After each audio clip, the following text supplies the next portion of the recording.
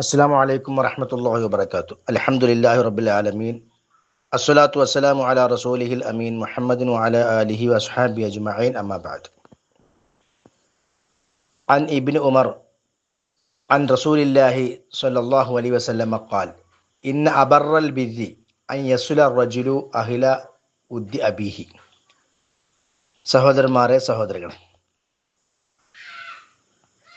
മാതാപിതാക്കൾക്ക് നമ്മൾ നന്മ ചെയ്യുന്നതുമായി ബന്ധപ്പെട്ടുകൊണ്ടുള്ള ഒരുപാട് ഹദീസുകൾ മനസ്സിലാക്കി കഴിഞ്ഞു. മാതാപിതാക്കൾ മരണപ്പെട്ടാലും അവർക്ക് നമ്മൾ ചെയ്യുന്ന പുണ്യങ്ങൾ അവസാനിക്കുന്നില്ല. അതിൽപ്പെട്ടതാണ് അവർക്ക് വേണ്ടിയുള്ള പ്രാർത്ഥന, അവരുടെ പേരിൽ സ്വതക്ക, അവർക്ക് വേണ്ടിയുള്ള ഇസ്തിഗ്ഫാർ തുടങ്ങിയ കാര്യങ്ങളെല്ലാം.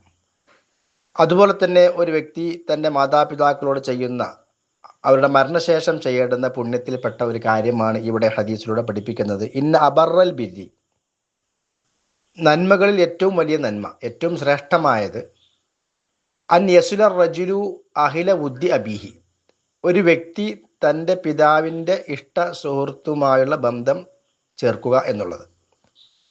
അതായത് വാപ്പ ജീവിച്ചിരിക്കുന്ന കാലഘട്ടത്തിൽ വാപ്പ ഇഷ്ടപ്പെട്ടിരുന്ന ആളുകളുണ്ട്, ഉമ്മ ജീവിച്ചിരിക്കുന്ന കാലത്ത് ആ ഉമ്മ ഇഷ്ടപ്പെട്ടിരുന്ന ആളുകൾ, ഉമ്മ അവരെ സന്ദർശിക്കും, അവർ ഉമ്മയെ കാണാൻ വേണ്ടി വരും.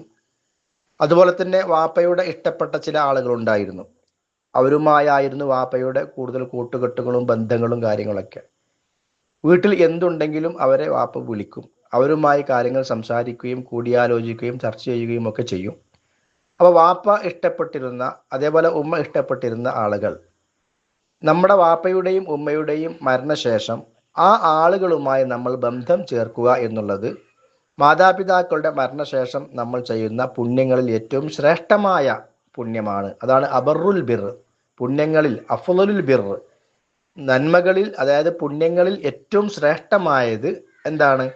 ഒരു വ്യക്തി തൻ്റെ പിതാവിൻ്റെ ഇഷ്ടപ്പെട്ട ആളുകളുമായുള്ള ബന്ധം ചേർക്കലാണ്. അതാണ് നബി സല്ലല്ലാഹു അലൈഹി വസല്ലം ഈ ഹദീസിലൂടെ പഠിപ്പിക്കുന്നത്.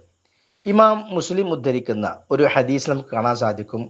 അബ്ദുല്ലാഹി ഇബ്നു ഉമർ റളിയല്ലാഹു അൻഹു വഴിയിൽ വെച്ച്, അദ്ദേഹം ഇങ്ങനെ പോയി യാത്ര ചെയ്തുകൊണ്ടിരിക്കെ വഴിയിൽ വെച്ച് ഒരു അറാബിയെ, ഒരു നാഗരികത കൈവരിക്കാത്ത ആളുകൾക്കാണ് അറാബി എന്ന് പറയുന്നത്, അങ്ങനത്തെ ഒരു അറാബിയെ കണ്ടുമുട്ടി മക്കയുടെ ഒരു വഴിയിൽ വെച്ചുകൊണ്ട്.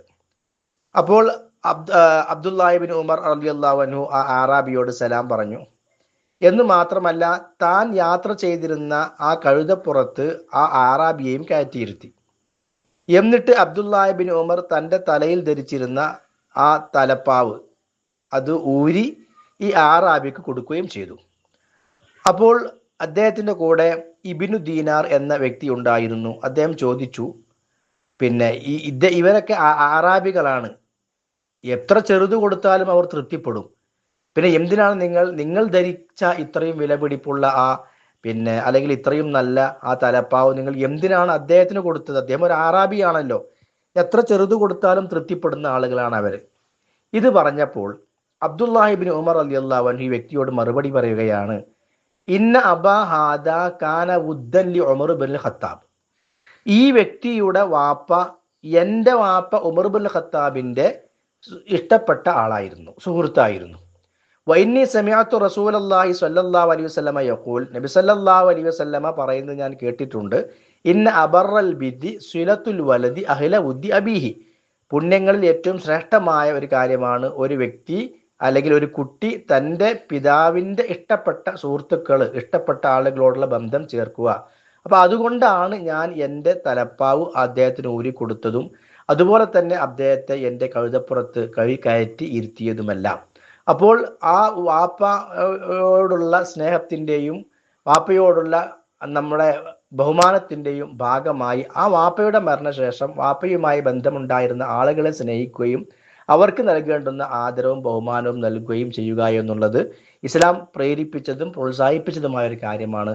അല്ലാഹു സുബ്ഹാനഹു വ തആല അനുഗ്രഹിക്കുമാറാകട്ടെ. വസല്ലല്ലാഹു അലാ നബിയിന മുഹമ്മദിൻ വഅലാ ആലിഹി വസഹ്ബിഹി വസല്ലിം. അസ്സലാമു അലൈക്കും വറഹ്മത്തുള്ളാഹി വബറകാതുഹു.